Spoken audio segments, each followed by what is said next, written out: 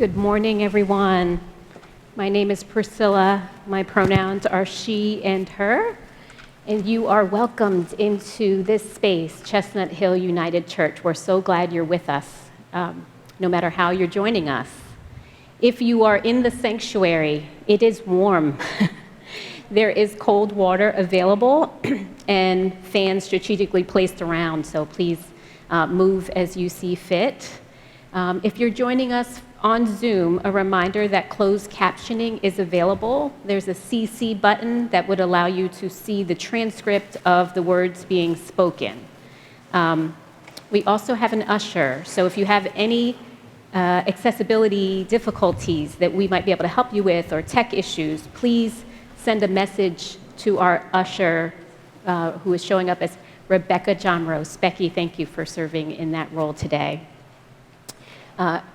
Our sanctuary is located on the unceded ancestral lands of the Lenape people. So we always take time to acknowledge that and to take a moment to think about where we are and try to center ourselves as we usher in a spirit of worship. We do record our services, except for our prayers, because we want to maintain confidentiality. So just letting you know about that. I think those are the main reminders that I wanted to share with you. Please, again, know that you are welcome here. And at this time, we will join together in singing our opening hymn. It's Great is Your Faithfulness. You can find it in your black hymnal, the New Century Hymnal number 423. The words will be on the screen, and you are invited to rise in body or in spirit.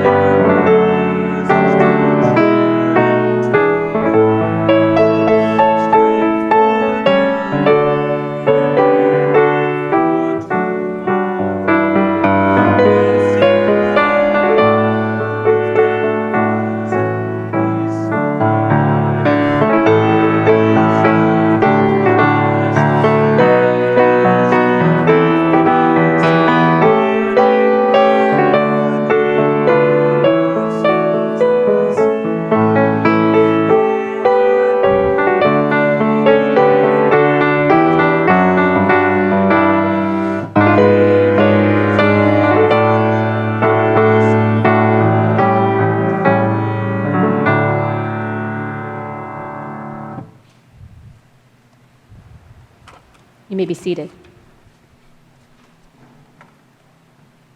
Thank you, friends. I know that you sound beautiful, whether you are on Zoom or in the sanctuary. Can you perhaps give me a thumbs up in the sanctuary if you're hearing me okay?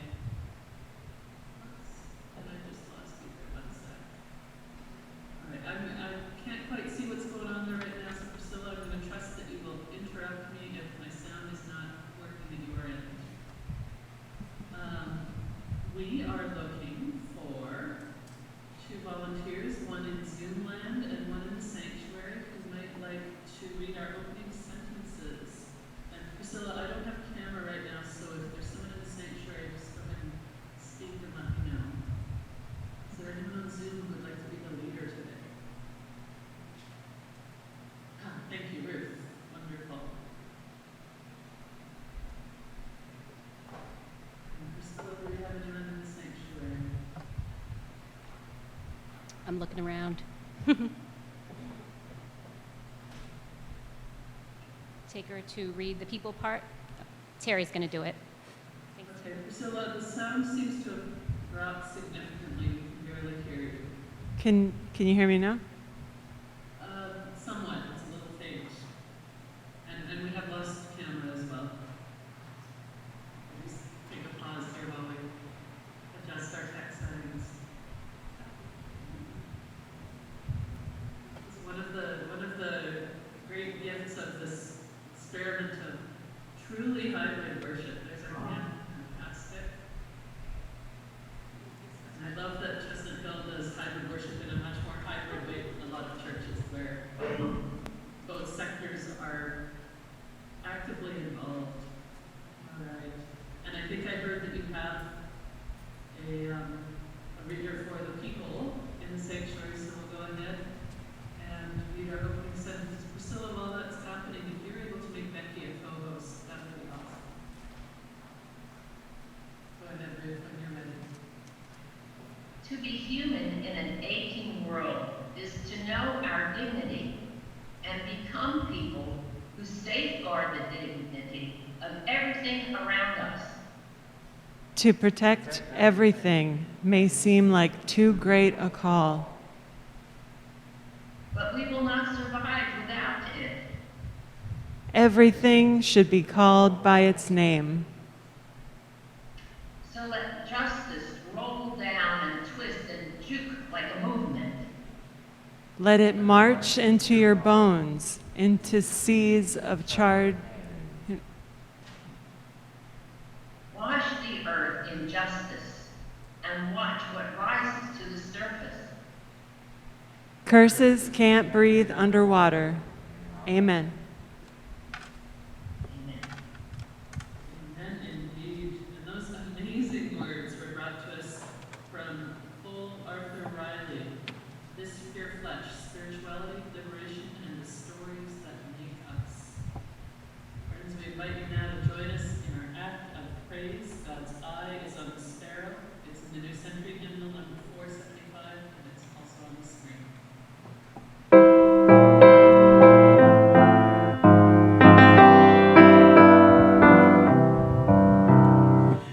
Why should my heart be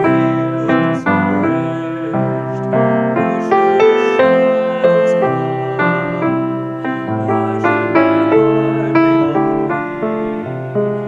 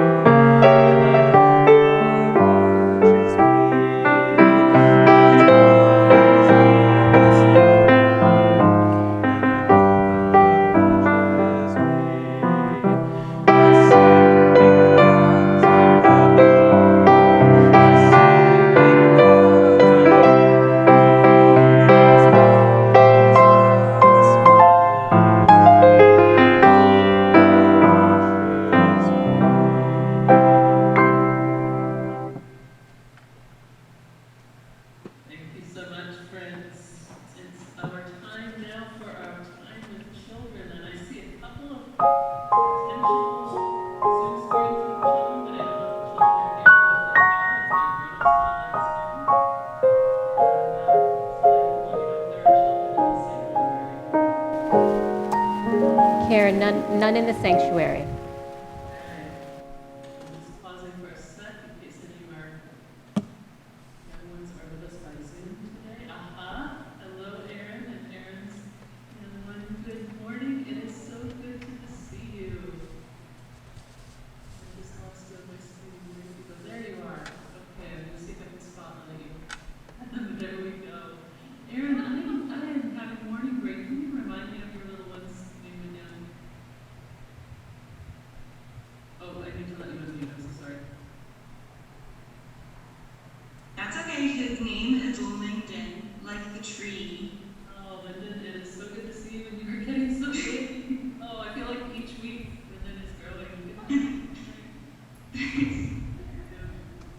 Anything, as the representative of our young one, is there anything you want to share with us about Lyndon's journey this week?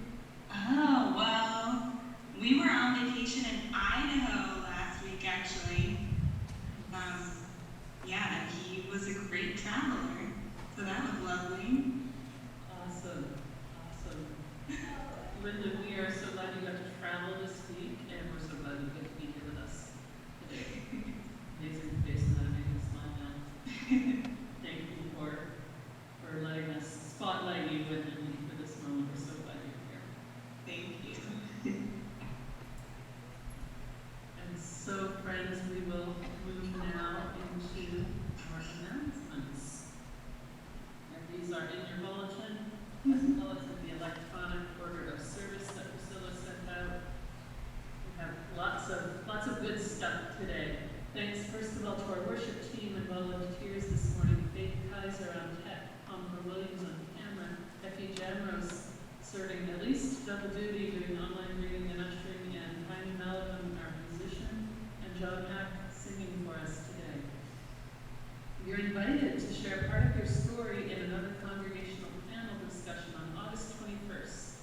Let's share more of our lived experiences. Discussion questions will include, how are you really? What have you learned about self-trust and chosen family? How is God speaking in your life?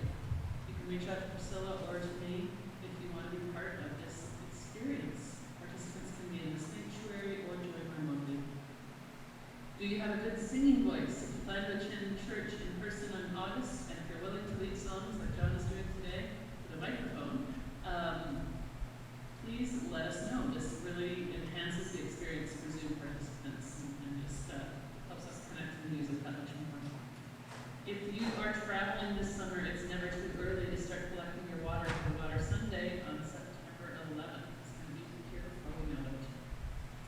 And I'm guessing that even if you are not in the physical sanctuary, you can still gather your water, and we will find a way to incorporate that up. This summer, if you can lend an hour or so before a Sunday service, we would love your help with some light cleaning. There is a sign-up link, and a couple of times a month we're looking for volunteers who can help just checking and stocking bathrooms, vacuuming the sanctuary, sweeping the pantry stall, things like that. If you have questions, you can contact John back at the email in your bulletin. And you're invited to visit with Priscilla, our associate pastor, to encourage connection and open communication. Priscilla will be available for drop-in visits on Wednesdays, 12 to 2 p.m. in the children's area in the church basement on August 10th, 24th, and 31st. And you can also set up other times with Priscilla by emailing her at the email listed. Is worship facilitation your ministry? We need volunteers to help operating the camera, greeting both in person and online, ushering online, and that's the person who receives the prayers, and supporting the tech in the sanctuary. There's a sign-up form, and if you have questions about that, I really encourage you to reach out to Priscilla or to me, and we can tell you more about it. Training is provided, and it takes a lot of people to do this wonderful old experiment in hybrid worship, and we would love to have more hands on deck. If you have questions or comments for church council or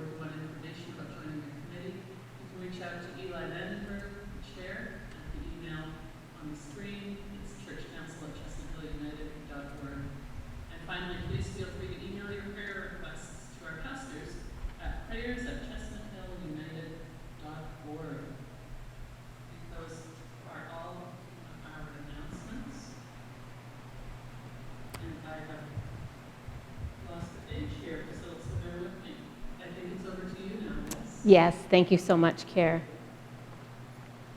Our first reading this morning comes from Sarah Blondin. If you're not familiar with her, I recommend that you look her up.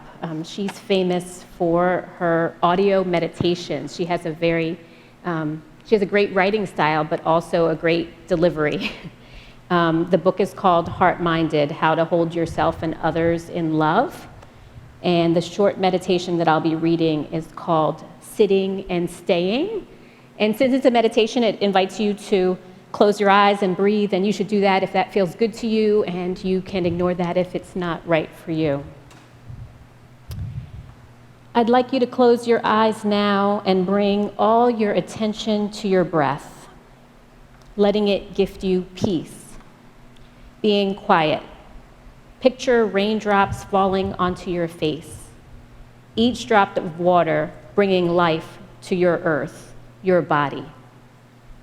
May I ask you, dear one, where are you most living your life? I know you are afraid of the quiet you sometimes meet in the middle of your doing at the end of the day. I know you feel like running away from it, but I want you to try and trust this quiet. When it comes, see it as an invitation to meet spirit, to meet heart, to meet yourself. This fear is but the deep soul ache of a self once lost, calling for a way home. Do not fear yourself or anything inside of you. Trust the love and kindness of your being, knowing that on the other side of the discomfort is a pool of unconditional love. Reach deep into the densest part of your avoidance and wait as the heart finds its way to you. Simply stay in the quiet one moment longer than you think you can, and then one moment more. Let your true self be remembered. If a burden of fear comes up from the silence and makes you want to run, you must know that no amount of running will relieve you of these things, dear one. These seemingly impenetrable places are a part of you, and they live in you like a fog that is waiting to be lifted. Before the fog can lift, however, it needs your attention. Part of healing is simply seeing the tangled vines and the foggy places within us. In practicing seeing, we activate spontaneous healing. If a stressful thought arises, watch as it comes and then leaves of its own accord. If you do not engage, it will leave on its own. See these thoughts, these places of strain, as habits, deep habitual thoughts that have long been telling the same story. They are not you. They are but the web of the mind woven on top of your true being. If you feel lonely in this place, frightened of the unknown, or scared of what you may find, all you must do is begin speaking to these fears, this loneliness. Make friends with all of yourself by sitting with and being witness to every beautiful facet of your being. This life is for you, dear one. Please do not spend it locked in your fear. Discover what you are capable of by learning to sit and listen to all of you. You are so very wise within. You are so very noble to begin to discover this for yourself. I pray that you learn to stop, dear one, so that you may come fully into your body, your essence, and your light, so you may be fed, be loved, be accepted by you, and then see what comes of your discomfort. Often what comes of your pain is an opening into the very grace you keep thinking is evading you. This quiet universe you keep running from is the home of your most authentic, eternal source of self. Now open your eyes. Take a deep inhale and exhale, and say thank you to yourself for being here, for caring, for endeavoring to love every inch of you. Our second reading today comes from Psalm chapter 33, verses 12 to 22. Happy is the nation whose God is Yahweh. Happy the people you choose as your own inheritance. From the heavens you look forth and see all of the people in the world. From your dwelling place you watch over all the people who dwell on the earth. You shape the hearts of them all and understand all their deeds. A ruler isn't saved by the size of an army. A warrior doesn't escape because of strength. Trust in the horse for your deliverance, and you'll be disappointed. Despite its might, it cannot save. The eyes of God look on those who stand in reverence, on those who wait upon God's love, to rescue them from death and to feed them in time of famine.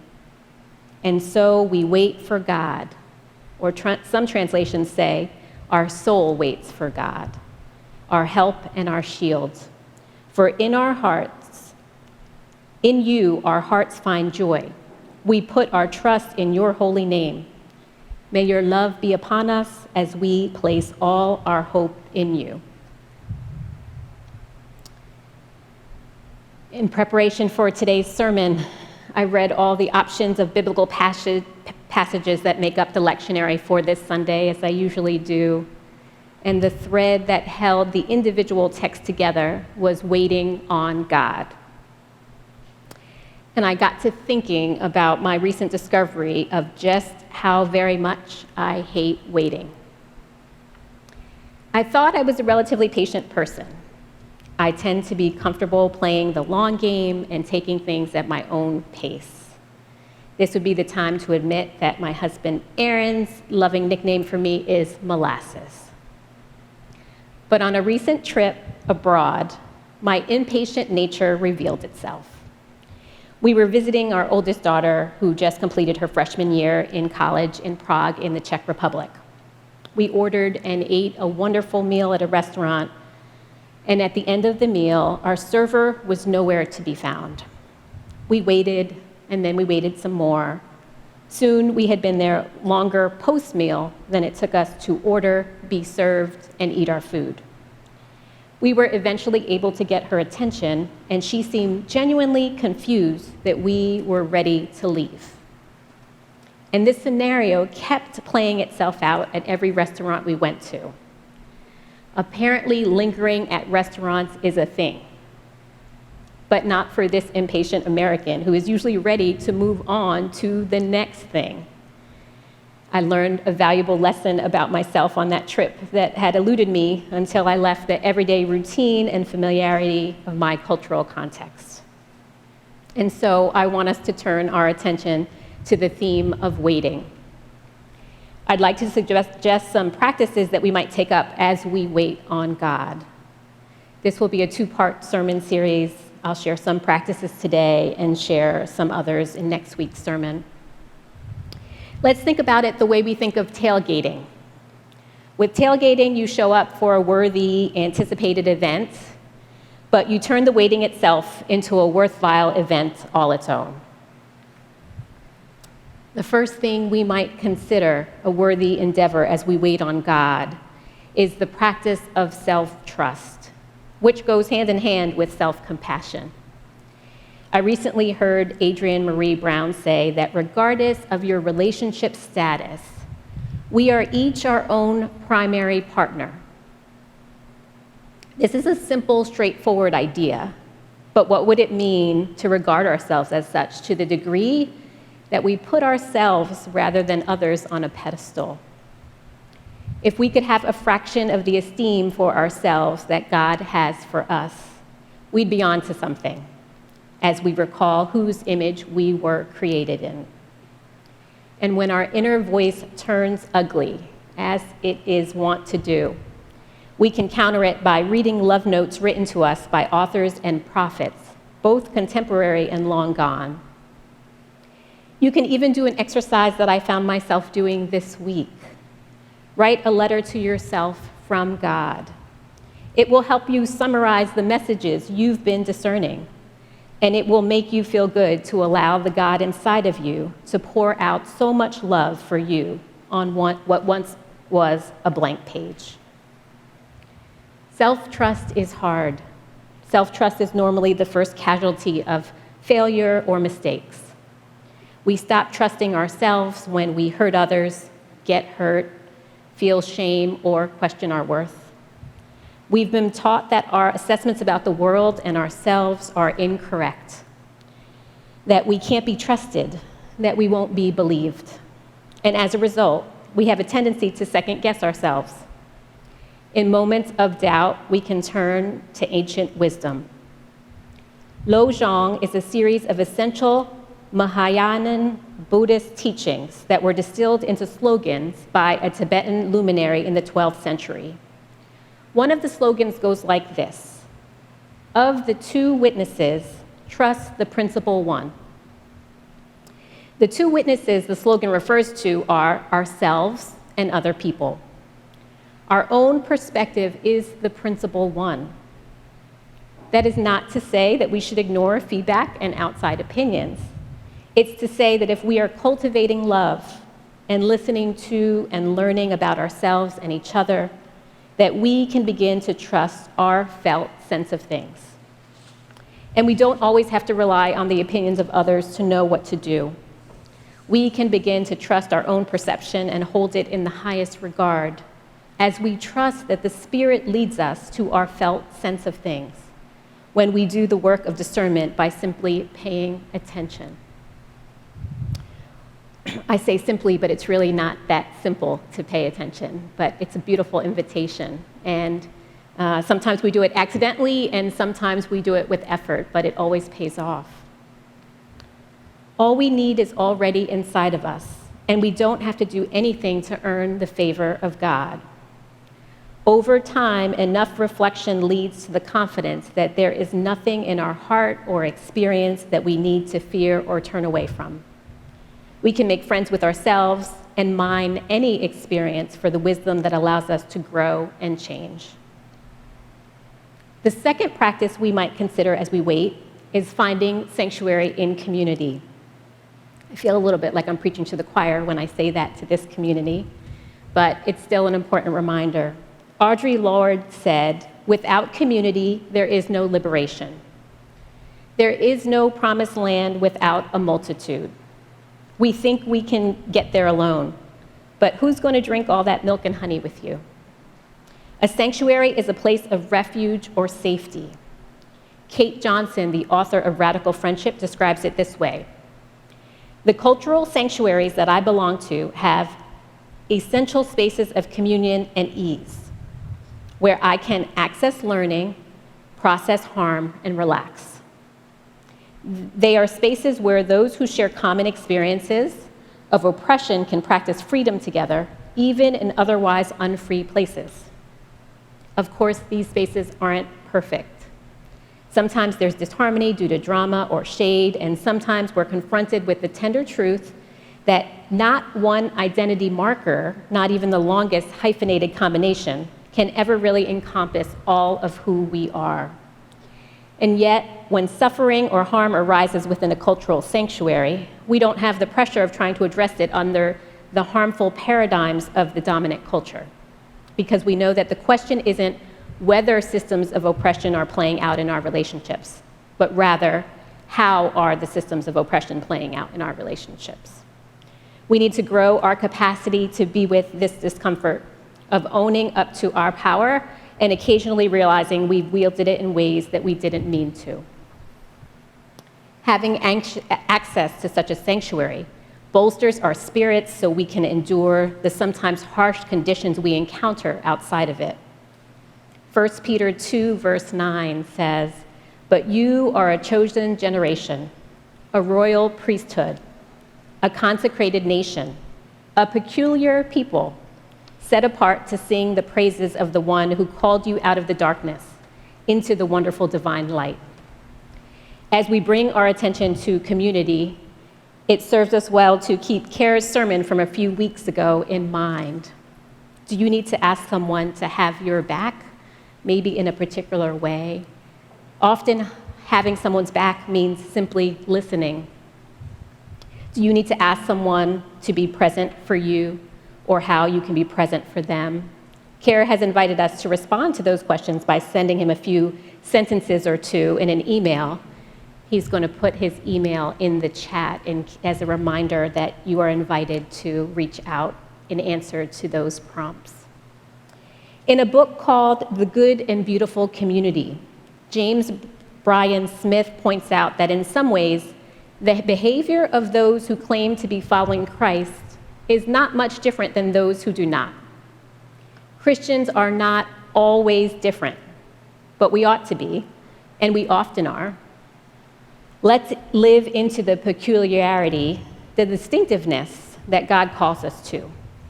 Let's show up differently so that when we tell the truth about our lives, we become an oddity. May we all be considered weird when we slow down, live without being ruled by anger, or pray for those who wish us harm. That's how we live into the idea of the peculiarity of God's gathered people. The next and final practice I'll share today is the practice of gratitude. Evidence that you are practicing gratitude is the sense of relaxation we feel when we have stopped grasping for what we want and have started wanting what we already have. Psalm 50 says, "Whoever offers me the sacrifice of thanksgiving honors me." In giving thanks for every aspect of our experience, we see clearly the gifts hidden in even the darkest crevices. Brené Brown reminds us that there is overwhelming evidence that gratitude is good for us physically, emotionally, and mentally. Gratitude is correlated with better sleep, increased creativity, decreased entitlement, decreased hostility and aggression, increased decision-making skills, decreased blood pressure, and the list goes on. The research is persuasive, and yet it's still a challenge to understand exactly why it helps so much. Robert Emmons is considered the world's leading scientific expert on gratitude. He writes, "Research on emotion shows that positive emotions wear off quickly. Our emotional systems like newness. They like novelty and change. We adapt to positive life circumstances so that before too long, the new car, the new spouse, the new house, they don't feel so new and exciting anymore. But gratitude makes us appreciate the value of something.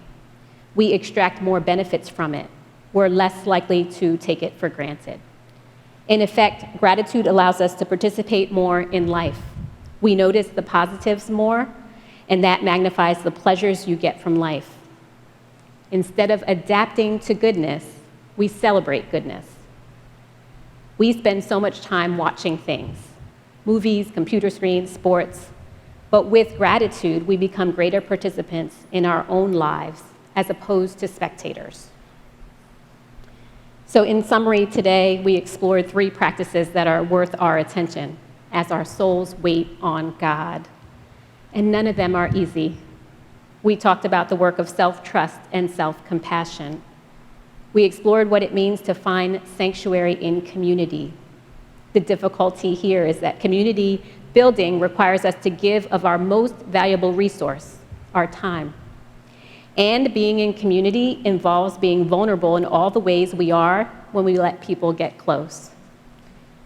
Lastly, we talked about how the practice of gratitude allows us to become greater participants in our own lives. I'll bring our attention back to Sarah Blondin's question in the meditation. I ask you, dear one, where are you most living your life? If we engage in these spiritual endeavors, I believe that God will meet us there, and our wait may be shorter than anticipated as we see the Holy One's promises blossom before our very eyes. And so we wait for God, our help and our shield. For in you our hearts find joy. We put our trust in your holy name. May your love be upon us as we place all our hope in you. This is God's good news. Amen.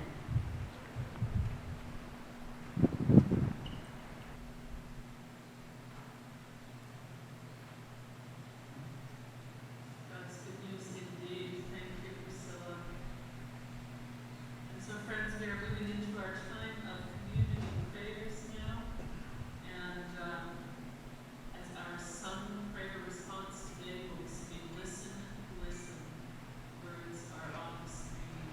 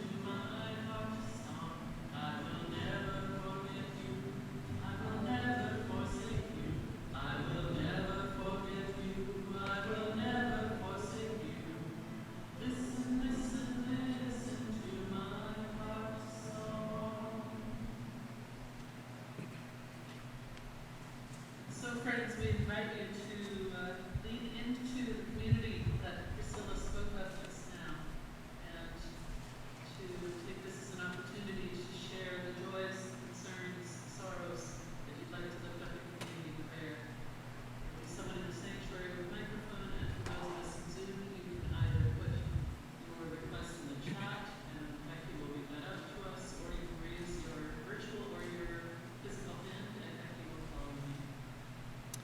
For what shall we pray? Care, I can get us started in the sanctuary. Can you hear me okay? It's a little vague. I'm gonna ask on my end. I have a prayer request for my great aunt Ruby. It's my mother's aunt, and she just had a scare. They found her unconscious. She lived in an assisted facility, living facility, and when she was rushed to the hospital, they told everybody to come say their goodbyes. Her organs were shutting down, and somehow, about 48 hours later, she rallied, and she is doing well. So I'm super grateful that she seems to be having a recovery, and also hoping that this can be a wake-up call for the family, because I think people were having trouble figuring out her care, and I'm hoping that almost losing her really helps them to rally and to show up for her in the ways that she deserves. And our family has just had a lot of series of losses in a particular. Please join me in our sung prayer response one more time.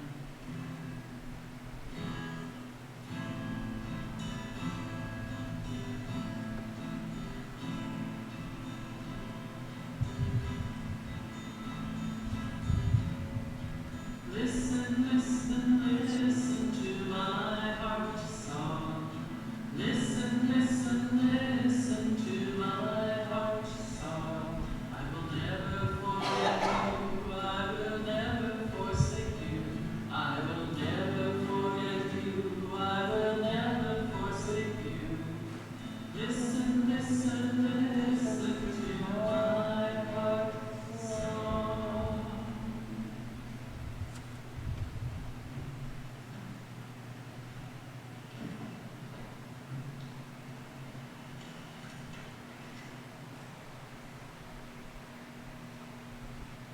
And so, friends, we invite you now into a time to reflect on the many ways that we give to this community and to the wider world as we move into our offertory and we resume recording. And when people join this church, the only promise they make is to support this congregation with prayers, presence, gifts, and service. And so we invite you to reflect on how you are giving of yourself in this time to our church and the world. What gifts do you have to offer that this community or the world around us need right now? There are instructions on the screen for how you can give, as well as in your bulletin. And while we gather the offering, we will enjoy some music by hand.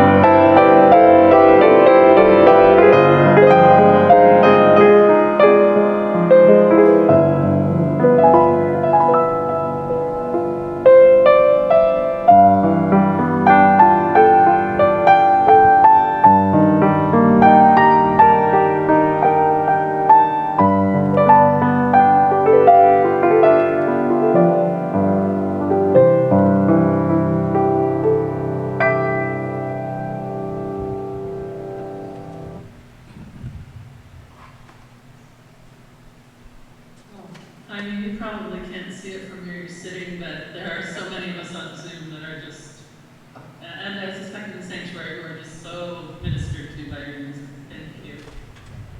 Friends, we invite you to join us in the offertory response. Please feel free to rise in spirit or in body as we sing Designer, Creator, Most Provident God.